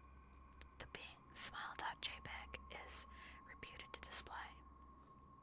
What caught my interest, other than the obvious macabre elements of the cyber legend and my proclivity towards such things, was the sheer lack of information, usually to the point that people don't believe it even exists other than as a rumor or a hoax. It is unique because through the entire though the entire phenomena centers on a picture file, that file is nowhere to be found on the internet. Certainly many photo-manipulated simulacra litter the web, showing up with the most frequency on sites such as image board 4chan, particularly the X/ focused on paranormal subboard. It's suspected that these are fakes because they do not have the effect the true smile.jpg is believed to have, namely sudden onset temporal lobe epilepsy and acute anxiety. The purported reactions in the viewer is one of the reasons the phenomenon, like smile.jpg, is regarded with such disdain, since it is patently absurd. Though, depending on who you ask, the reluctance to acknowledge smile.jpg's existence might be just as much out of fear as it is out of disbelief. Neither smile.jpg nor smile.dog is mentioned anywhere on Wikipedia, though the website features articles on other such, perhaps more scandalous, shock sites as Hello JPEG or Two Girls One Cup. Any attempt to create a page pertaining to smile.jpg is somewhat summarily deleted by any of the encyclopedia's many admins. Encounters with smile.jpg are the stuff of internet legend. Mary E's story is not unique. There are unverified rumors of smile.jpg showing up in the early days of Usnet, and even one persistent tale that in 2002 a hacker flooded the forums of humor and satire websites, Something Awful, with a deluge of smile.dog pictures, rendering almost half of the forum users the time epileptic. It is also said that in the mid to late 90s that smile.jpg circulated on Usenet, and as an attempt of a chain of email with the subject line, "Smile, God loves you." Yet, despite the huge exposure these stunts would generate, there are very few people who admit to having experienced any of them, and no trace of the file or any link has ever been discovered. Those who claim to have seen smile.jpg, often weekly, joke that they were far too busy to save a copy of the picture to their hard drive. However, all alleged victims offer the same description of the photo. A dog-like creature, usually described as appearing similar to a Siberian husky, illuminated by the flash of a camera. It sits in a dim room, the only background detail that is visible being a human hand extending from the darkness near the left side of the frame. The hand is empty, but is usually described as beckoning. Of course, most attention is given to the dog, or dog creature, as some victims are more certain than others about what they claim to have seen. The muzzle of the beast is reputedly split in a wide grin, revealing 2 rows of very white, very straight, very sharp, very human-looking teeth. This is, of course, not a description given immediately after viewing the picture, but rather a recollection of the victims who claim to have seen the picture endlessly repeated in their mind's eye during the time they are, in reality, having epileptic fits. These fits are reported to continue indeterminately, often while the victim sleeps, resulting in very vivid and disturbing nightmares. These may be treated with medication, though in some senses is more effective than others. Mary E., I assumed, was not on effective medication. That was why, after my visit to her apartment in 2007, I sent out feelers to several folklore and urban legend-orientated news groups, websites, and mailing lists, hoping to find the name of a supposed victim of smile.jpg who felt more interested in talking about his experiences. For a time, nothing happened, and at length I forgot completely about my pursuits since I had begun my freshman year of college and was, quite busy. Then, Mary contacted me via email near the beginning of March 2008. Dear Mr. L, I am incredibly sorry about my behavior last summer when you came to interview me. I hope you understand it was no fault of yours, but rather my own problems that led me to act out as I did. I realized that I could have handled the situation more decorously. However, I hope you will forgive me. At the time, I was afraid. You see, for 15 years I have been haunted by Smile.jpg. Smile.dog comes to me in my sleep every single night. I know it sounds silly, but it is the truth. There is an inevitable quality about my dreams, my nightmares, that makes them completely unlike any dreams I've ever had. I do not move. I do not speak. I simply look ahead. And the only thing ahead of me is the scene from the horrible picture. I see the beckoning hand, and I see Smile.dog as it talks to me. It's not a dog, of course, though I'm not quite sure what it really is. It tells me it will leave me alone if I only do what it asks. All I must do, it says, is spread the word. That's how it phrases its demands, and I know exactly what it means. It wants me to show it to someone else. And I could. The week after my incident, I received in the mail a manila envelope with no return address. Inside was only a 3.5-inch floppy diskette. Without having to check, I knew precisely what was on it. I thought for a long time about my options. How I could show it to a stranger, a coworker. I could even show it to Terrence, as much as the idea disgusted me. And what would happen then? Well, if Smile.dog kept its word, I could finally sleep. Yet, if it lied, what would I do? And who was to say something worse would not come for me if I did as the creature asked? So I did nothing for 15 years, though I kept the diskette hidden amongst my things. Every night for 15 years, Smile.dog has come to me in my sleep and demanded that I spread the word. For 15 years I have stood strong, though there have been hard times. Many of my fellow victims of the BBS board where I first encountered Smile.jpg stopped posting. I heard that some of them committed suicide. Others remained completely silent, completely disappearing off the face of the web. They are the ones I worry about the most. I sincerely hope you will forgive me, Mr. L, but last summer, when you contacted me and my husband about the interview, I was near the breaking point. I had decided I was going to give you the floppy diskette. I did not care if Smile.dog was lying or not. I wanted it to end. You were a stranger, someone I had no connection with, and I thought I would not feel sorrow when you took the diskette as part of your research and sealed your fate. But before you arrived, I realized what I was doing. I was plotting your ruin, your life. I could not stand the thought, and in fact, I still can't.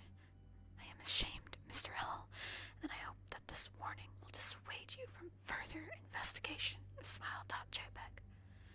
You may, in time, encounter someone who is, if not weaker than I, then wholly more depraved. Someone who will not hesitate to follow Smile.dog's orders. Stop while you are still whole. Sincerely, Mary E. Terrence contacted me later that month with news that his wife had killed herself. While cleaning up the various things she had left behind, closing email accounts and the likes, he happened above the above message. He was a man in shambles. He wept as he told me to listen to his wife's advice. He found the diskette, he revealed, and burned in it until there was nothing but a stinking pile of blackened plastic.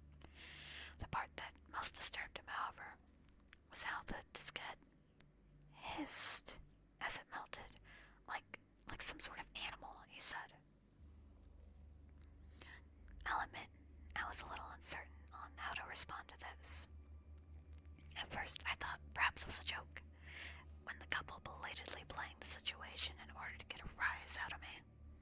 A quick check of several Chicago newspapers' online obituaries, however, proved that Mary was indeed dead. There was, of course, no mention of suicide in the article. I decided that, for a long time at least, I would not further pursue the subject of Smile.jpg, especially since I had finals coming up at the end of May. But the world has odd ways of testing us. Almost a full year after I'd returned from my disastrous interview with Mary E., I received another email. Subject: Smile. Hello. I found your email address through a mailing list. Your profile said you are always interested in Smile Dog.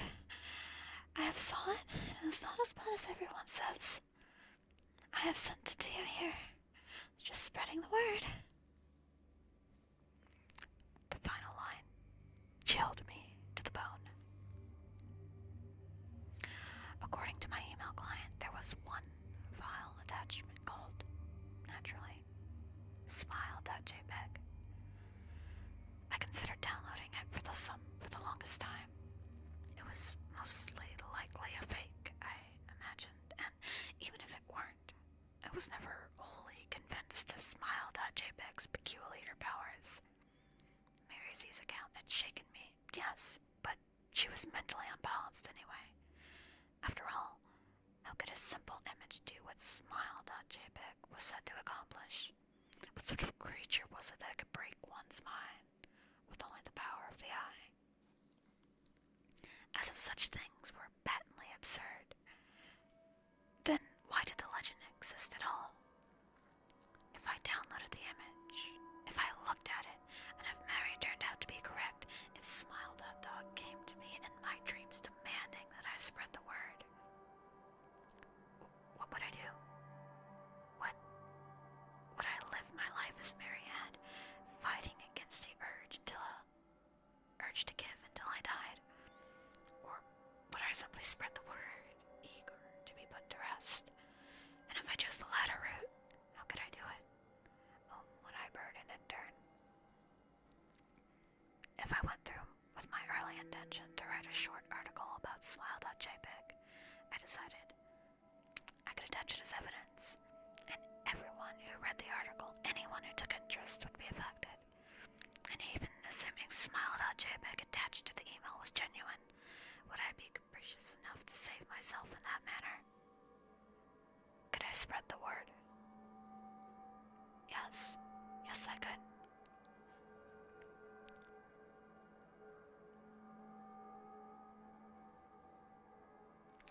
Spooky. Are you guys having an epileptic fit now?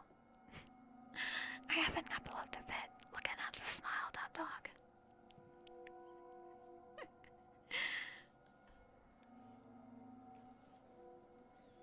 Isn't that a classic? That's such a good one.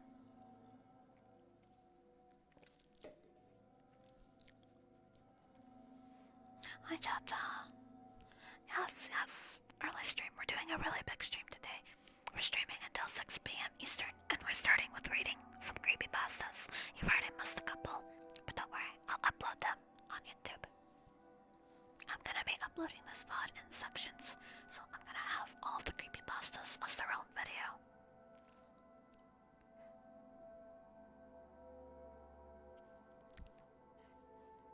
I'm like, oh shoot, the dog, I'm gonna forget. Yeah. Alright, chat.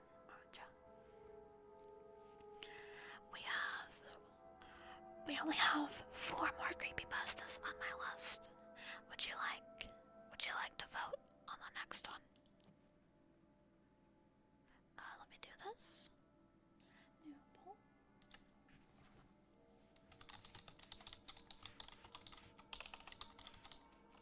So we have Tiki Toby, a classic, Jeff the Killer, the original creepypasta, The Rake, And then we have a newer one, but still a really, really good one.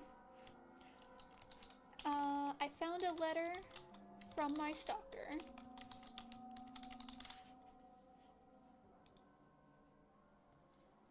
Which would you like to hear? Luckies are tomorrow. You can see the schedule in the Discord or on my Twitter. You sound like Taquito.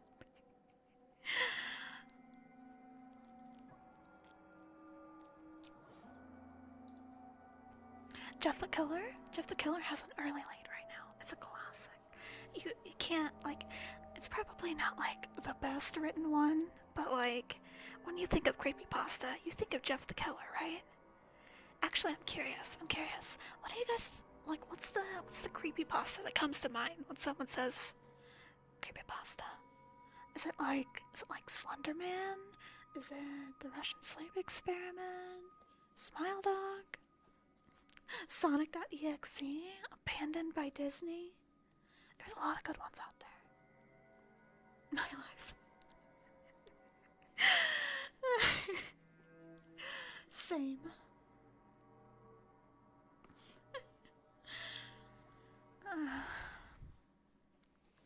Oh, Been Drowned. That's another classic. I never really liked Ben Drown.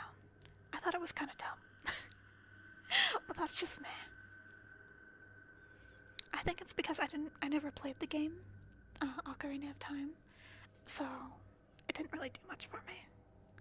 And besides, if you're gonna do like a haunted video game, at least do like a Pokemon haunted games. There's some really, really good Pokemon haunted games, and not just like Lavender Town Syndrome. Mickey Mouse last episode, or what was that? Suicide Mouse, is that what it is? Where it's like Mickey Mouse just walking looped.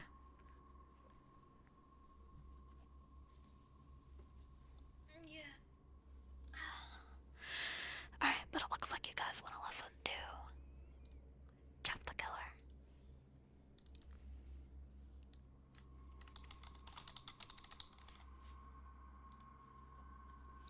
This is an oldie. You were never big on the creepypastas. You know what? Snowball? I can believe that. You're too cute and wholesome for creepypastas. But this is it.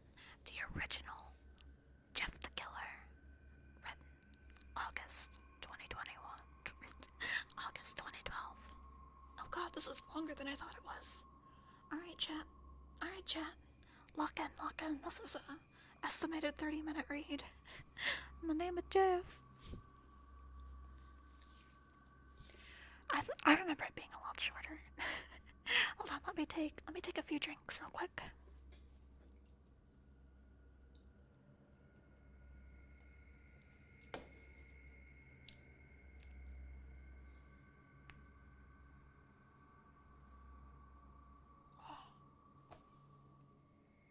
Okay. Alright, chat. Are you guys ready? Oh, there's the original right there. Fun fact, did you know that there's a YouTube video that goes into detail about how this picture was made and like where it was found? It's apparently a very heavily edited picture of like an Asian cosplayer. Fun fact. Alright, here we go, John.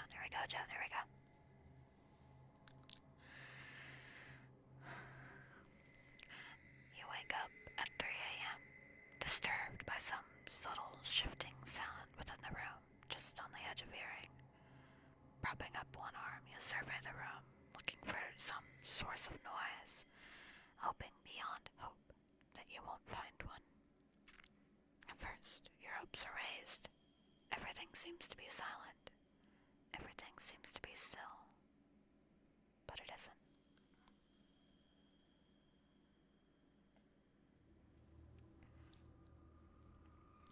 From behind the long, concealing drape of the curtain,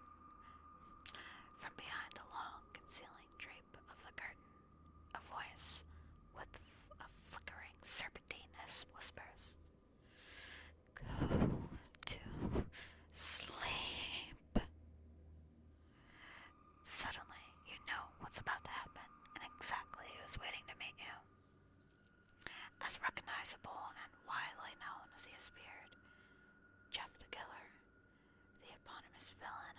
his stories littering the internet as one of the best known. This isn't the story.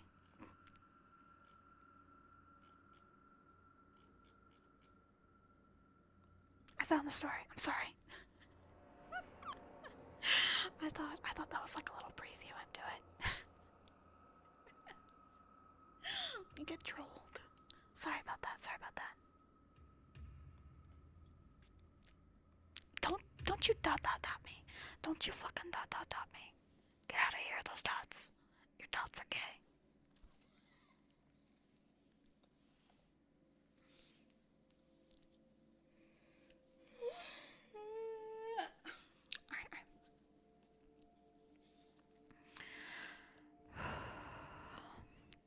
Excerpt from the local newspaper. Ominous unknown killer is still at large.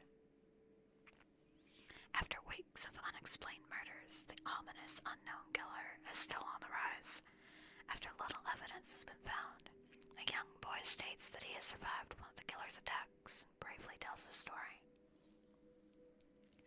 I had a bad dream, and I woke up in the middle of the night, says the boy. I saw that, for some reason, the window was open, even though I remember it being closed before I went to bed. I got up and shut it once more. Afterwards, I simply crawled under my covers and tried to go back to sleep.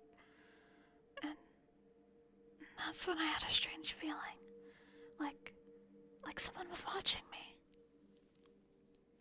I looked up and nearly jumped out of my bed. There, the little ray of light illuminating from between my curtains were a pair of two eyes. These weren't like regular eyes, they were dark, ominous eyes. They were bordered in black and just plain out terrified me. That's when I saw his mouth. A long, horrendous smile that made every hair on my body stand up. The figure stood there, watching me. Finally, after what seemed like forever, he said it. A simple phrase, but in a way that only a madman could speak. He said, "Go to sleep." I let out a scream, and that's what sent him at me. He pulled up a knife, aiming at my heart. I jumped on top of my bed. I fought him back. I kicked. I punched. I rolled around, trying to knock him off me. That's when my dad busted in. The man threw the knife. It went into my dad's shoulder. The man probably would have finished him off if one of our neighbors hadn't alerted the police. They drove into the parking lot and ran towards the door. The man turned and ran down the hallway. I heard a smash like glass breaking. As I came out of my room, I saw that the window pointing towards the back of the house was broken. I looked out to see him vanish into the distance. I can tell you one thing. I will never forget that face. It was cold, evil eyes, that psychotic smile. It will never, ever leave my head.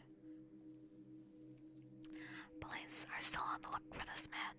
If you see anyone that fits the description in this story, please contact your local police department. Jeff and his family had just moved into a new neighborhood. His dad had gotten a promotion at work, and they thought it would be best to live in one of those fancy neighborhoods. Jeff and his little brother Lou couldn't complain though. A new, better house, what's not to love? As they were getting unpacked, one of their neighbors came by. "Hello, I'm Barbara. I live across the street from you. Well, I just wanted to introduce myself and to introduce you to my son. Billy, these are our new neighbors." Billy said hi and then ran back to his play yard. "Well, I'm Margaret, and this is my husband Peter, and my two sons, Jeff and Lou." They each introduced themselves, and then Barbara invited them to her son's birthday. Jeff and his brother were about to object when their mother said that they would love to. When Jeff and his family were done packing, Jeff went up to his mom. "Mom, why would you invite us to some kids' party? If you haven't noticed, I'm not some dumb kid." "Jeff, We just moved here. We should show that we want to spend time with our neighbors. Now, we're going to that party, and that is final. Jeff started to talk, but stopped himself, knowing that he couldn't do anything. Whenever his mom said something, it was final. He walked up to his room and plopped down on his bed. He sat there looking at the ceiling when, suddenly, he got a weird feeling. Not so much pain, but a weird feeling. He just dismissed it as some random feeling. He heard his mother call him down to get his stuff, and he walked down to get it. The next day, Jeff walked downstairs to get breakfast and got ready for school. As he sat there eating his breakfast, he once again got that feeling. And this time, it was stronger. It gave him a slight tugging pain, but he once again dismissed it. As he and Lou finished breakfast, they walked down to a bus stop, and they sat there waiting for the bus. And then, all of a sudden, some kid on a skateboard jumped over them only inches above their laps. They both jumped back in surprise. Hey, what the hell? The kid landed and turned back to them. He kicked up his skateboard and caught it with his hands. The kid seemed to be about 12, 1 year younger than Jeff. He was wearing an Aeropostale shirt and ripped blue jeans. Well. It looks like we got some new meat. Suddenly, 2 other kids appeared. One was super skinny and the other was huge. Well, since you're new here, I'd like to introduce ourselves. Over there is Keith. They looked at the skinny kid. He had a dopey face that you would expect a sidekick to have. And he's Troy. They looked over at the fat kid. Talk about a tub of lard. This kid looked like he hadn't exercised since he was growing. And I am Randy. Now, for all the kids in this neighborhood, there is a small prize for bus fare, if you catch my drift. Lou stood up, ready to punch the lights out of the kid's eyes when one of his friends pulled up a knife on him. I had hoped you'd be more cooperative, but it seems we must do this the hard way. The kid walked up to Lou, took his wallet out of his pocket. Jeff got the feeling again. Now it was truly strong, a burning sensation. He stood up, but Lou gestured for him to sit down. Jeff ignored him and walked up to the kid. Listen here, you little punk. Give back my bro's wallet or else. Randy put the wallet in his pocket and pulled out his own knife. Oh, and what are you gonna do? Just as he finished the sentence, Jeff popped the kids in the nose. As Randy reached for his face, Jeff grabbed the kid's wrist and broke it. Randy screamed and Jeff grabbed the knife from his hand. Troy and Keith rushed Jeff, but Jeff was too quick. He threw Randy to the ground. Keith lashed out at him, but Jeff ducked and stabbed him in the arm. Keith dropped his knife and fell to the ground screaming. Troy rushed him too, but Jeff didn't even need his knife. He just punched Troy straight in the stomach, and Troy went down. As he fell, he puked all over the ground. Lou could do nothing but look in amazement at Jeff. Jeff, how did you... That was all he could say. They saw the bus coming and knew they'd be blamed for the whole thing, so they started running as fast as they could. As they ran, they looked back and saw the bus driver rushing over to Randy and the others. As Jeff and Lou made it to school, they didn't dare tell what happened. All they did was sit and listen. Lou just thought of that as his brother beating up a few kids, but Jeff knew it was more. It was something scary and crazy. As he got that feeling, he felt how powerful it was. The urge to just hurt someone. He didn't like how it sounded, but he couldn't help feeling happy. He felt that strange feeling going away and stay away for the entire day of school. Even as he walked home due to the whole thing near the bus stop and how he probably wouldn't be taking the bus anymore, he felt happy. When he got home, his parents asked him how his day was, and he said in a somewhat ominous voice, "It was a wonderful day." Next morning, he heard a knock at his front door. He walked down to find 2 police officers at the door, and his mother looking back at him with an angry look. Jeff, these officers tell me you attacked 3 kids. That it wasn't regular fighting, that they were stabbed. Stabbed! Jeff's gaze fell to the floor, showing his mother that it was true. Mom, they were the ones who pulled the knives on me and Lou. Son, said one of the cops, we found 3 kids. 2 stabbed, 1 having a bruise on his stomach, and we have witnesses proving that you fled the scene. Now, what does that tell us? Jeff knew it was no use. He could say him and Lou had been attacked, but there was no proof of it. None that they were the ones who attacked first. They couldn't say they weren't fleeing, because, truth be told, they were. So, Jeff didn't defend himself or Lou. Son, call down your brother. Jeff couldn't do it, since it was he who beat up the kids. Sir, it was me. I was the one who beat up the kids. Lou tried to hold me back, but he couldn't stop me. Well, good. Looks like a year in juvie. Wait, said Lou. They all looked around to see him holding a knife. The officers pulled their guns and locked it on Lou. It was me. I beat up those little punks. I have the marks to prove it. He lifted up his sleeves to reveal cuts and bruises as if he were in a struggle. Son, put the knife down, said the officer. Lou held up the knife and dropped it to the ground. He put his hands up and walked over to the cops. No, Lou, it was me. I did it. Jeff had tears running down his face. Poor bro, trying to take the blame for what I did. Well, take me away. Lou, just tell them it was me. Tell them I was the one who beat up the kids. Jeff's mom put her hands on his shoulders. Jeff, please, you don't have to lie. We know it was Lou. You can stop. Jeff watched helplessly as the cop car speeds off with Lou inside. A few minutes later, Jeff's dad pulled into the driveway, seeing Jeff's face and knowing something was wrong. Son?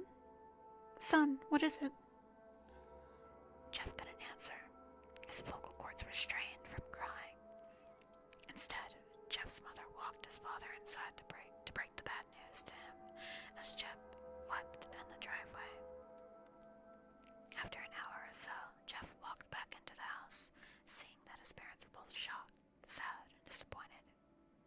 They couldn't look at him. He couldn't see how they thought of Lou when it was his fault. He just wanted to sleep, trying to get the whole thing off his mind. 2 days went by with no word from Lou at the JDC. No friends to hang out with, nothing but sadness and guilt. That is, until Saturday, when Jeff was woken up by his mother with a happy, sunshiny face. Jeff, it's the day, she said, opening the curtains and letting the light in. What's today? Asked Jeff as he stirs awake. Why, it's Billy's party, of course. Mama, you're joking, right? You don't expect me to go to some kid's party after... Jeff, we both know what happened. I think this party could be the thing that brightens up the past few days. Now go get dressed. Jeff's mother walked out of the room and downstairs to get ready herself. He fought himself to get up. He picked out a random shirt and a pair of jeans and walked downstairs. He saw his mother and father all dressed up. His mother in a dress, his father in a suit. He thought, why would they wear such fancy clothes to a kid's party? Son, is that all you're gonna wear? Better than wearing too much, he said. His mom pushed down the feeling to yell at him and hit it with a smile. Now, Jeff, we may be overdressed, but this is how you go if you want to make an impression. I don't have any fancy clothes. Just pick something. Go told his mother. He looked around in the closet for what they would call fancy. He found a pair of black dress pants he had for special occasions and an undershirt. He couldn't find a shirt to go with it, though. He looked around and only found striped and patterned shirts, none of which go with dress pants. Finally, he found a white hoodie and put it on. You're wearing that? They both said. His mother looked at her watch. No time to change. Let's just go, she said as she herded Jeff and his father out the door.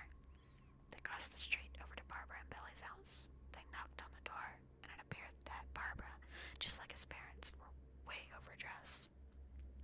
They all walked inside. As they walked inside, all Jeff could see were adults. No kids. The kids are out in the yard. Jeff, how about you go meet some of them? Said Barbara. Jeff walked outside to a yard full of kids. They were running around in weird cowboy costumes and shooting each other with plastic guns. He might as well have been standing in Toys R Us. Suddenly a kid came up to him and handed him a toy gun and a hat. Hey, wanna play? No kid, I'm sorry, I'm way too old for this stuff. The kid looked at him with that weird puppy dog face. Wheels. Fine, said Jeff. He put on the hat and started to pretend to shoot at the kids. At first, he thought it was totally ridiculous, but then he started to have fun. It might not have been super cool, but it was the first time he had done something that took his mind off Lou. So, he played with the kids for a while, until he heard a noise, a weird, rolling noise. Then it hit him. Randy, Troy, Keith, all jumped over the fence on their skateboards. Jeff dropped the fake gun and ripped off the hat. Randy looked at Jeff with a burning hatred. Hey, Jeff, is it? We have some unfinished business. Jeff saw his bruised nose. I think we're even. Beat the crap out of you, and you get my brother sent to JDC.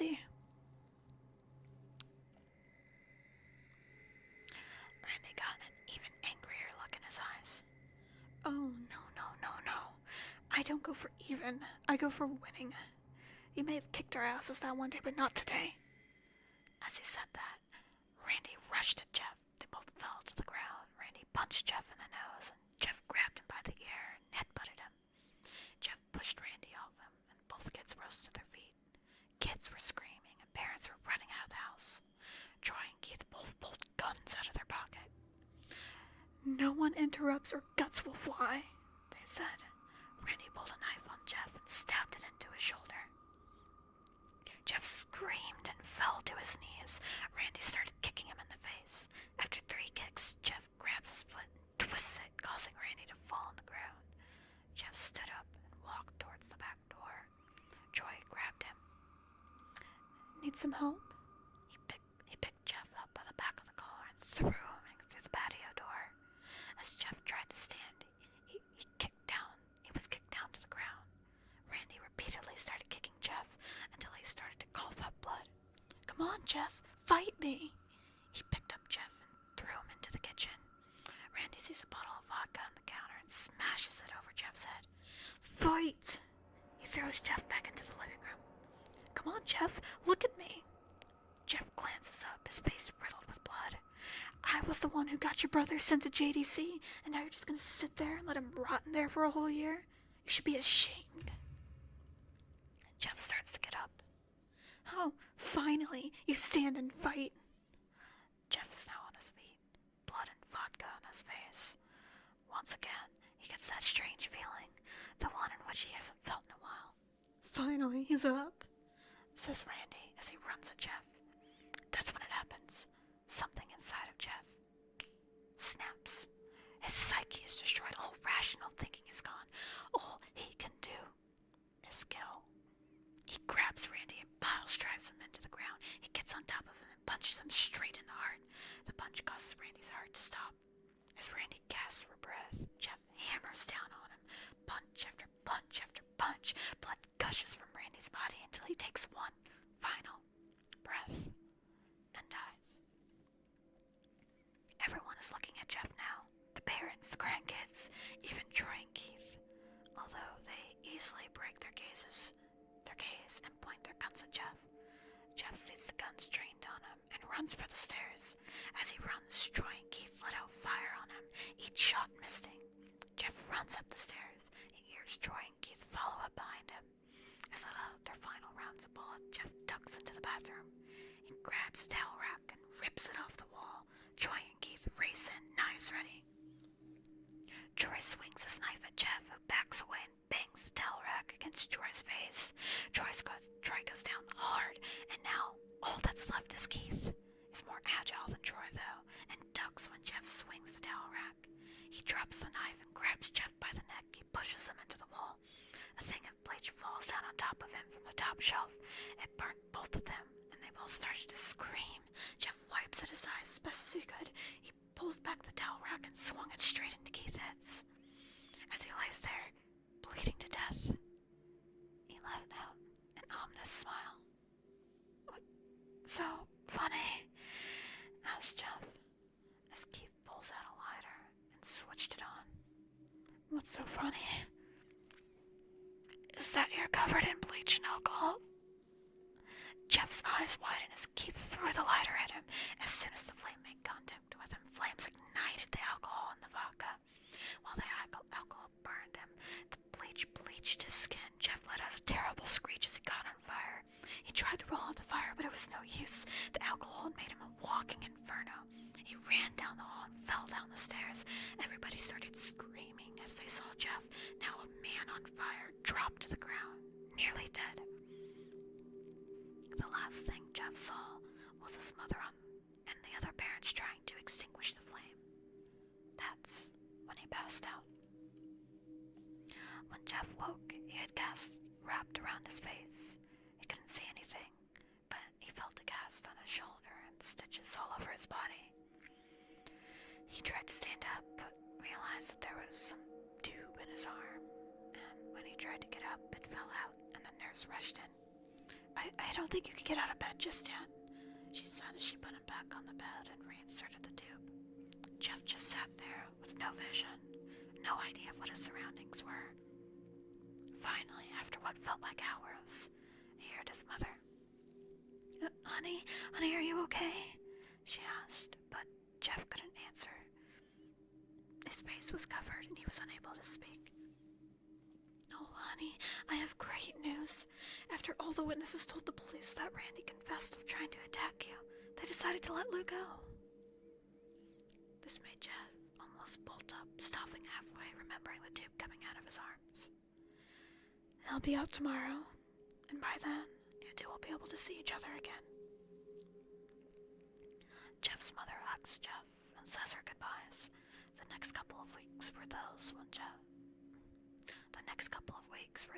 where Jeff was visited by his family.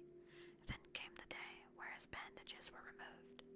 His family members were all there to see what he would look like. As the doctors unwrapped the bandages from Jeff's face, everyone was on the edge of their seat. They waited until the last bandage holding the cover in his face was almost removed. "Let's hope for the best," said the doctor. He quickly pulls the cloth, letting the rest fall from Jeff's face. Jeff's mother screams at the sight of his face. Lou and Jeff's dad stare, awestruck at his face. What happened? What happened to my face?" said Jeff. He rushed out of bed and ran into the bathroom. He looked in the mirror and saw the cause of the distress. His face. It was horrible. His lips were burnt to a deep shade of red. His face was turned to a pure white color. His hair singed from brown to black. He slowly put his hand on his face. It had a sort of leathery feel to it now. He looked back at his family, then back at the mirror. "Jeff," said Lou. It's not that bad." "Not that bad," said Jeff. It's perfect." His family were equally surprised. Jeff started laughing uncontrollably. His parents noticed that his left hand and eye were twitching. Jeff? Are you okay? Okay. I've never felt more happy. Look at me. This face goes perfectly with me. He couldn't stop laughing. He stroked his face, feeling it, looking at it in the mirror. What caused this?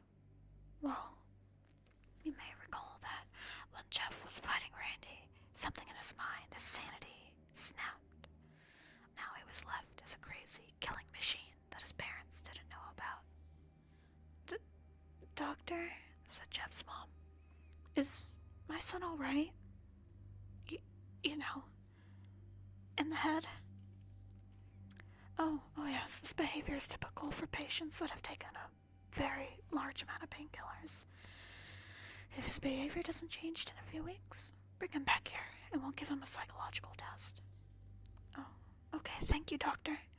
Jeff's mother went over to Jeff. Jeff, sweetie, it's time to go. Jeff looks in the mirror, his face still formed into a crazy smile. Okay, mommy.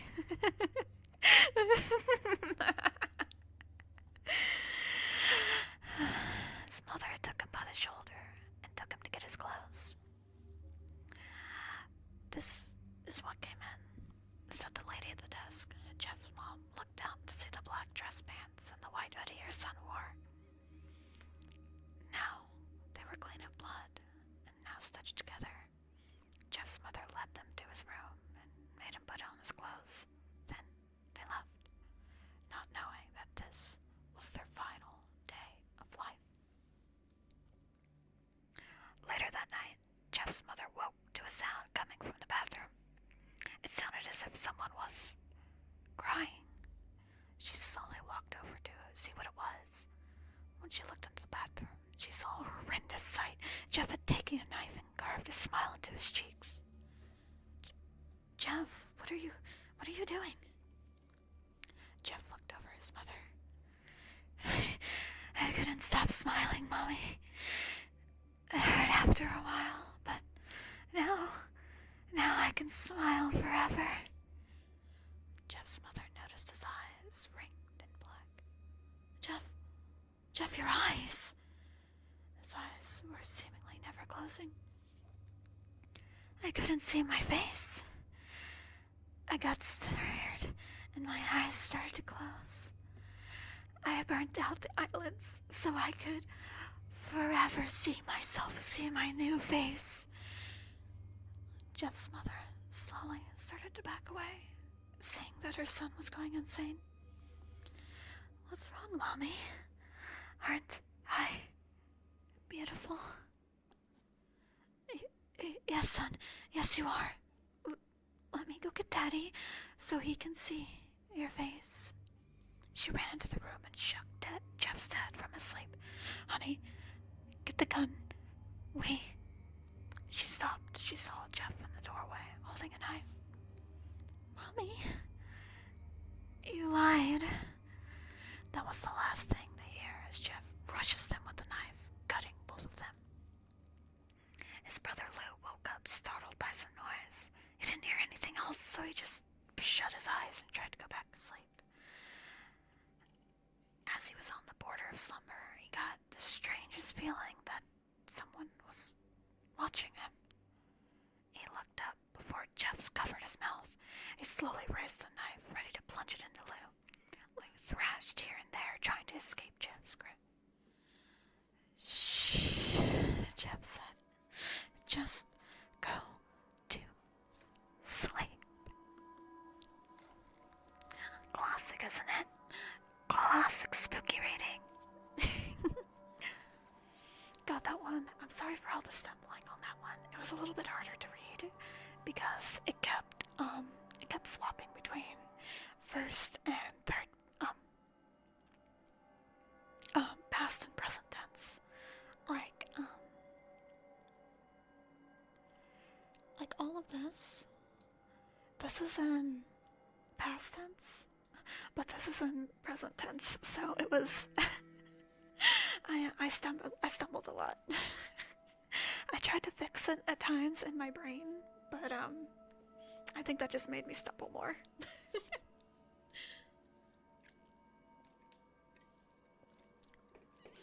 Yeah, I don't remember it being that long either.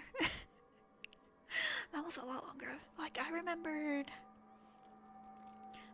pretty much everything from the fight at the party. I forgot about all the stuff beforehand. But again, I haven't read it in like, God, forever, so